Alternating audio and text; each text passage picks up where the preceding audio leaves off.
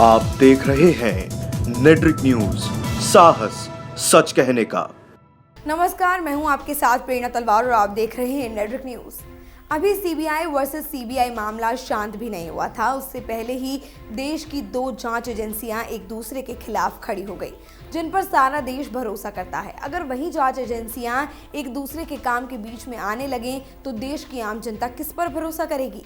साल 2019 की ये तारीख लोगों को हमेशा याद रहने वाली है। चिट फंड मामले में देश को हैरान करने वाली तस्वीरें सामने आई हैं। कोलकाता में जो हाई वोल्टेज ड्रामा हुआ उसे देश में बरसों तक याद रखा जाएगा।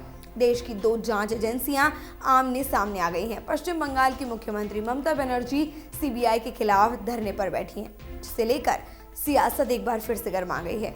केंद्र सरकार के खिलाफ सभी विपक्षी दल ममता बनर्जी का समर्थन कर रहे हैं।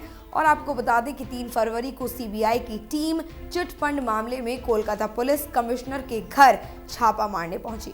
लेकिन देश की सर्वोच्च जांच एजेंसी सीबीआई के अधिकारियों को न सिर्फ जांच करने से रोका गया, बल्कि उन्हें हिरासत में ले लिया गया।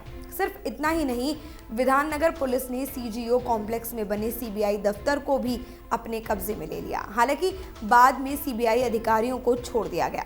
सीबीआई के छापे के तुरंत बाद मुख्यमंत्री ममता बनर्जी पुलिस कमिश्नर राजीव कुमार के घर पहुंची। उन्होंने आला अधिकारियों के साथ बैठक भी की, जिसके बाद उन्होंने मीडिया के सामने आकर सीबीआई और मोदी सरकार पर कई सवाल भी खड़े कर दिए। ममता बनर्जी ने आरोप लगाया है कि सीबीआई जो भी काम कर रही है वो राष्ट्रीय सुरक्षा सलाहकार अजीत डोभाल के इशारे पर कर रही है।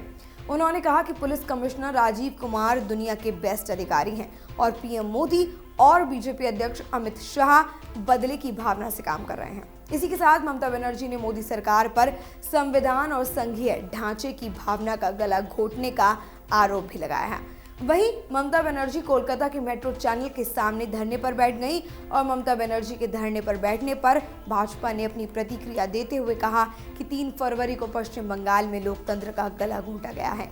तो वहीं इस पूरे मामले पर गृह मंत्रालय ने पश्चिम बंगाल सरकार से रिपोर्ट की मांग की है। इसी के साथ गृह मंत्रालय ने जांच में रुकावट पैदा करने पर आईपीएस अधिकारी की कार्यशैली पर सवाल खड़े कर दिए हैं। पश्चिम बंगाल के राज्यपाल केसरी नाथ त्रिपाठी ने कोलकाता पुलिस कमिश्नर के आवास पर सीबीआई और पुलिस के बीच जो कुछ भी हुआ उसकी एक रिपोर्ट तैयार करके गृह मंत्रालय को भेज दी है। इस मामले में पूरा विपक्ष एक साथ जुट के खड़ा हो गया है। विपक्ष मिलकर केंद्र सरकार को घेरने की कोशिश में लगा हुआ है। विपक्ष ने मोदी सरकार पर हमला करते हुए कहा है कि मोदी सरकार एजेंसियों का गलत फायदा उठा रही है। एजेंसियां मोदी सरकार के इशारों पर चलती हैं, लेकिन विपक्ष केंद्र को उसमें जीतने नहीं देगा।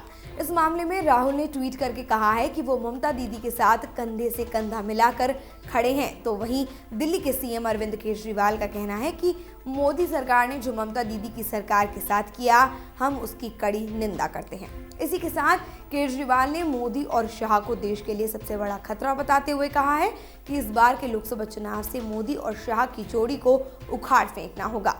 तो वहीं मध्य प्रदेश के पूर्व मुख्यमंत्री शिवराज सिंह चौहान ने ममता के धरने पर बैठने की निंदा की है और कहा है कि जब सीबीआई पूछताछ करना चाहे तो उसे रोक दिया जाता है, गिरफ्तार कर लिया जाता है, थाने में बैठा लिया जाता है। आखिर जांच क्यों पूरी नहीं होने दी जा रही? ममता जी बताएं कि जांच पूरी होने से किसके फंसने का डर है? जांच को रोकना सुप्रीम कोर्ट की अवमानना है।